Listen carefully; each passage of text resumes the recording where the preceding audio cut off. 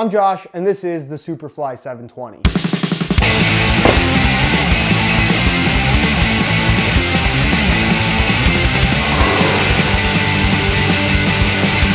What's going on, guys? Josh from SoccerReviewsForYou.com, bringing you my review plus on-feet video of the brand new AG-Pro variation of the Nike Mercurial Superfly 6 Elite in the black and orange colorway. So this is the AG-Pro stud pattern designed specifically for use on artificial grass, but you can get away with using it on natural grass as well, almost making it an FG-AG option from the Nike brand. Now, of course, this is for use on artificial grass, not just for the sake of performance as well as safety, but also for the sake of durability. And if we're comparing this to the AG-Pro variation of the previous generation Superfly 5, because of this split sole design, this is actually hugely improved over what we had before for reasons that I'm going to explain in today's video. So if you want to learn more about these tech specs, how they fit and feel on feet, that's what we're going to be covering in today's video. And if you are interested in a pair for yourself, I'll leave a little pop-up on screen, or you can click the first link down below. That'll take you to the review page on my website,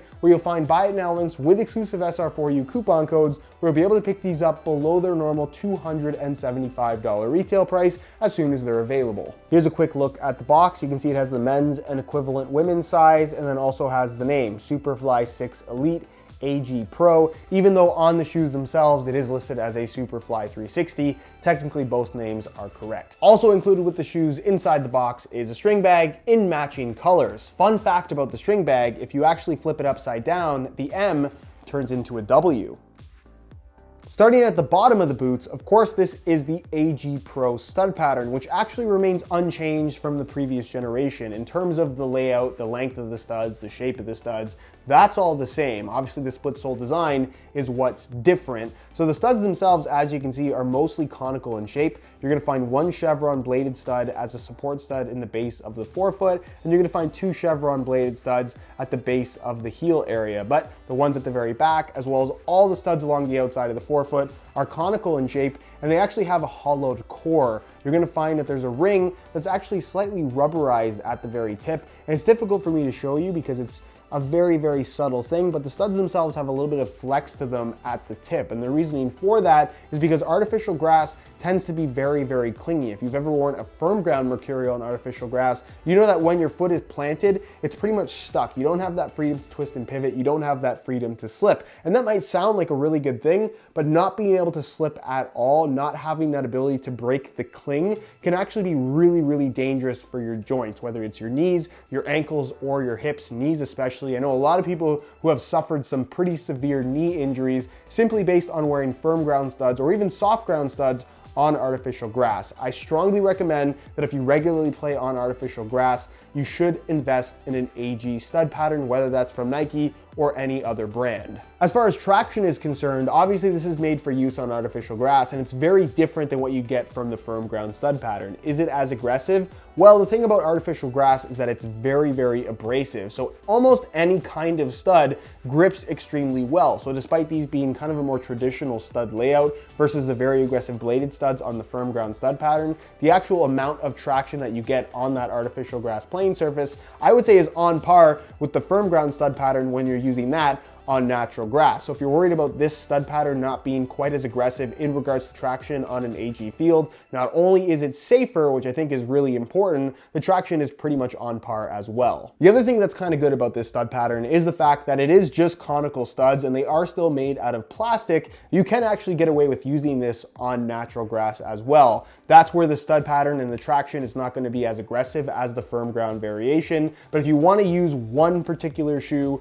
on both artificial grass as well as natural grass without having to buy multiple pairs, this is something you can get away with. Although if you're looking for optimal traction on any given playing surface, obviously having a stud pattern that is specifically designed for that playing surface is the way to go. That's just going to be more expensive, of course. As far as durability is concerned, you're going to notice that the lip here across the front actually comes up higher, and the plastic of these stud plates is actually a little bit different than the firm ground variation as well. So for use on artificial grass that is extremely abrasive, this is going to be a lot more durable, which is important when you're spending spending $275 on a pair of cleats. Now, where the improvements come in comparison to the AG-Pro Superfly 5 is the sole plate. You're going to notice that this does have the anatomically shaped sole plate branding here on the bottom, something that you did not get with the AG-Pro version of the Superfly 5. It had an AG-specific sole plate and stud pattern that was pretty much found across the board on any of Nike's lines, whether you bought a Tiempo, a Mercurial, a Magista, or a Hypervenom.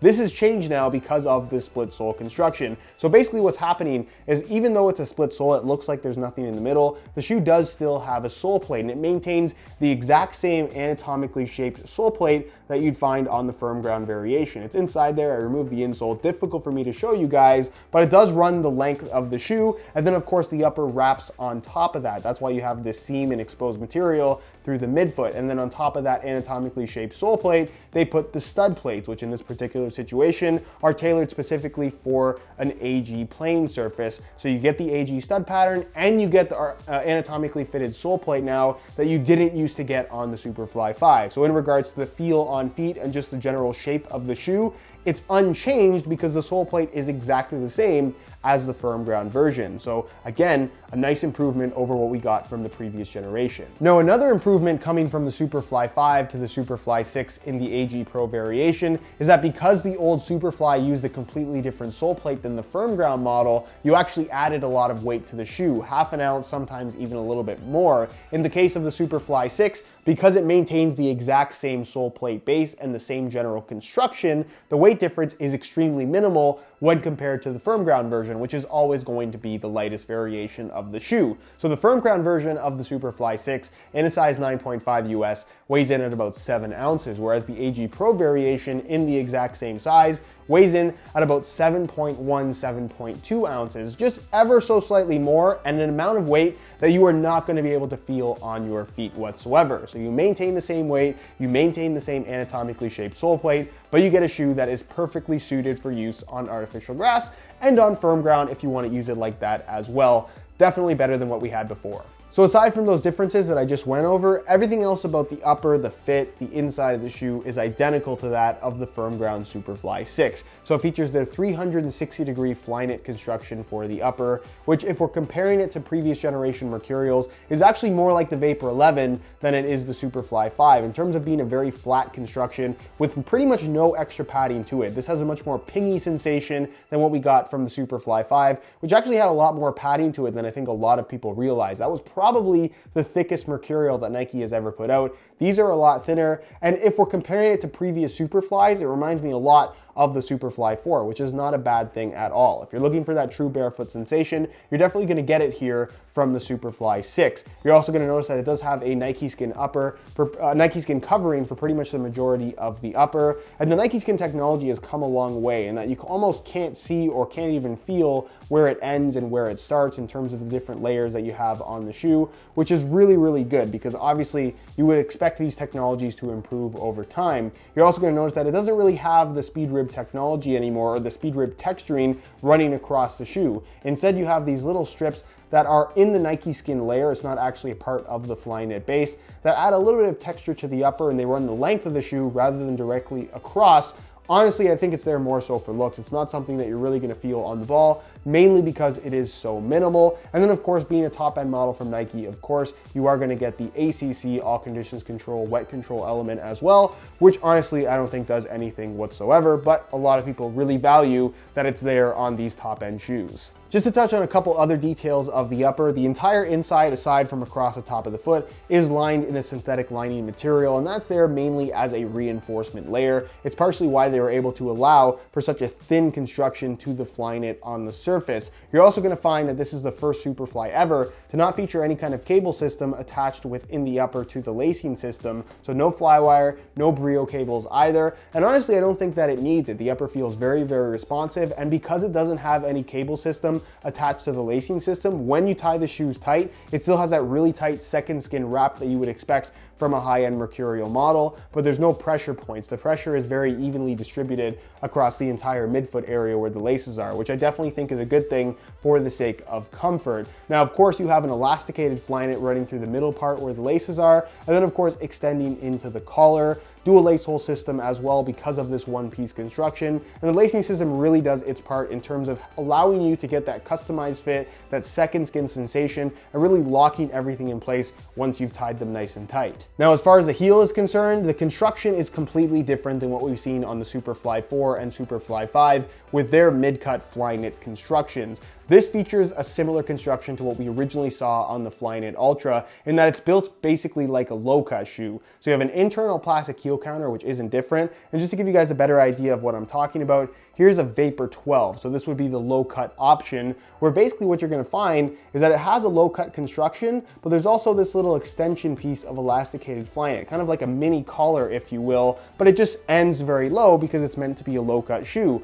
On the Superfly, it has the exact same construction and cut in the heel. The difference is that that mini collar extends into a full-size collar. So you end up with a collar that is shorter than what we saw on the Superfly 4 and 5. That was a little bit higher than this. This is kind of modeled off of what we saw Cristiano Ronaldo wear on the Superfly 4 and Superfly 5 with his custom variation of the shoe. At least that's what Nike is telling us. It pretty much feels the same as all the other Superflies though in terms of the collar itself. There's really no structure to it. It's not there for the sake of ankle support. And honestly, once you get used to the shoes, it's not something that you really notice at all when you're actually wearing them. But some people really do like the collar for the sake of it, especially for an artificial grass shoe, not allowing the rubber pellets to get inside of the shoe. This definitely can help to prevent that just because it is higher up.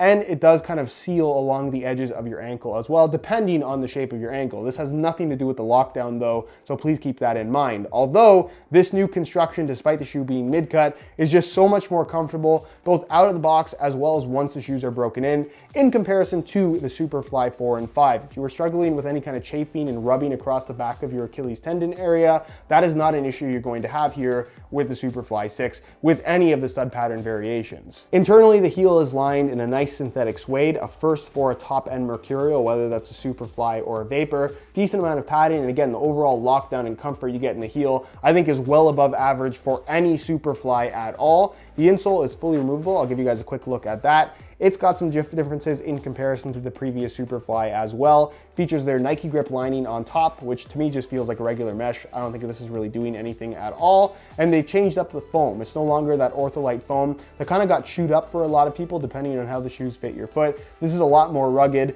relatively thin, but it does its job in terms of what an insole is expected to do. But you'll notice this little black insert through the midfoot. That's not an arch support element. It's just a harder foam with a pattern pressed into the base. That pattern is actually mirrored on the bottom of the sole plate. That's difficult for me to show you guys because it's black and there's a collar, but that pattern is running through the midfoot as well. So the idea is that when you actually slide the insole in, this pattern kind of presses in. It fits directly into the slots that are already in the sole plate itself. It has that exact same pattern, and it prevents the insole from sliding around on the inside of the shoe. It's a really, really cool idea. Is it that effective? I never really had too much issues with insole slippage in the previous Superfly, so I'm not sure that it's making that big of a difference, but it is a very, very cool idea. And for those that are wondering about replacing the insoles from the stock ones because of this system, you can replace the insoles. It doesn't have to have this little slot here in the midfoot. It's gonna fit in the shoes just fine. As far as the look is concerned, there are definitely some mixed opinions on the new generation of Mercurials, especially the Superfly because of this new lower collar with the little extension piece at the front.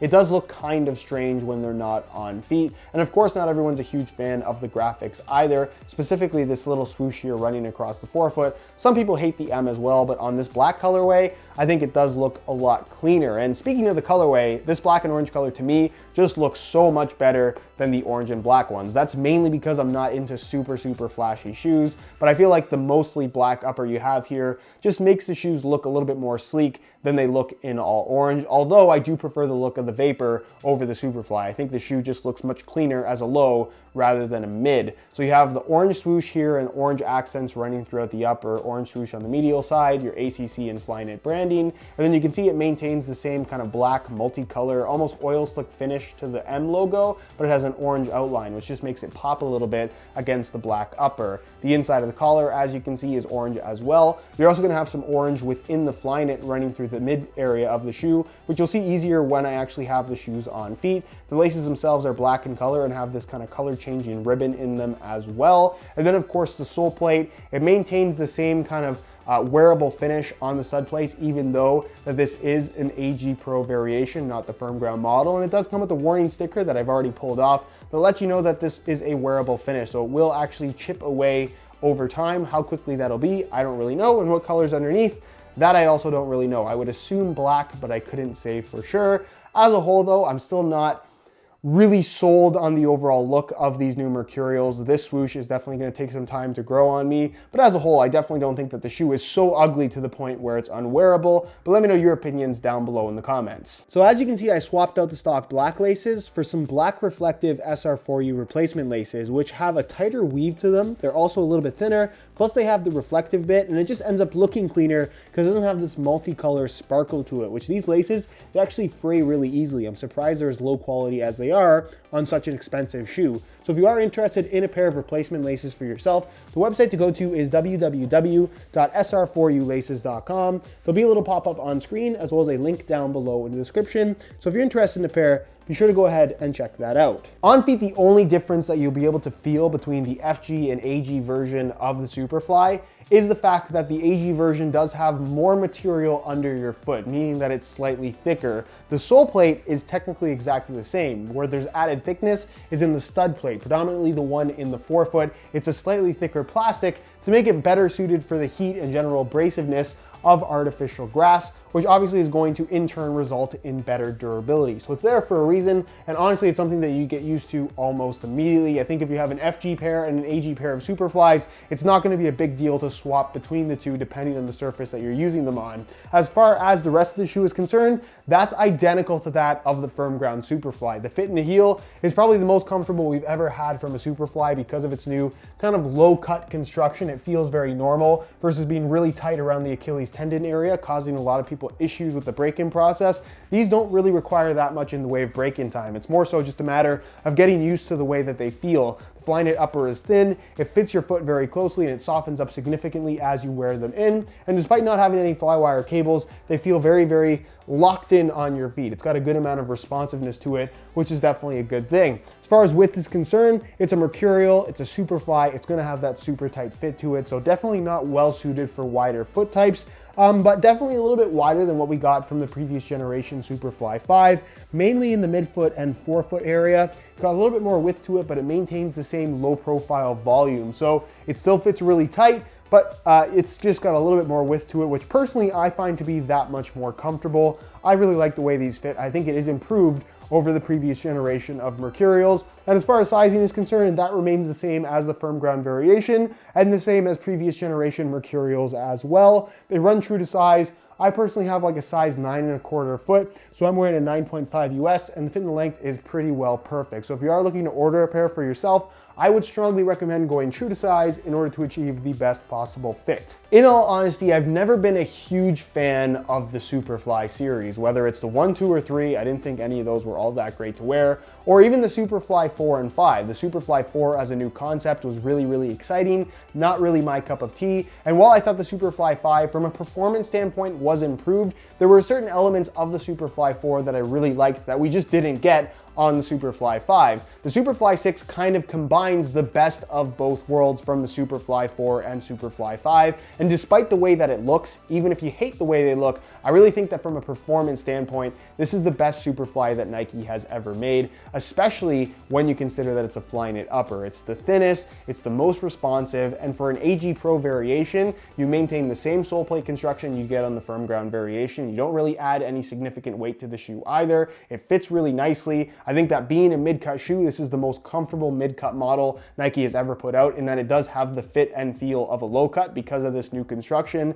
And as a whole, I just think it's a really, really impressive I guess, piece of technology. That's kind of what the Superfly line has always represented, the latest and greatest in terms of innovation. And from that perspective, I think Nike has done a good job with this particular shoe. Anyways, guys, that is it for my review of the AG-Pro Nike Mercurial Superfly 6 Elite. Again, if you're interested in a pair for yourself, you can click the first link down below. That'll take you to the review page on my website, where you'll find buy it now links with exclusive SR4U coupon codes, where you'll be able to pick these up below their normal $275 retail price. If you have any questions, as always, leave those down below in the comments, and I'll do my best to get an answer out to you as soon as I possibly can. If you enjoyed today's video, found it helpful and informative, be sure to support it with a like. Subscribe if you haven't already for daily videos on all the latest and greatest soccer gear. You can find all my social media information linked down below in the description as well. And other than that, guys, hope you enjoyed the video, and as always, thanks for watching.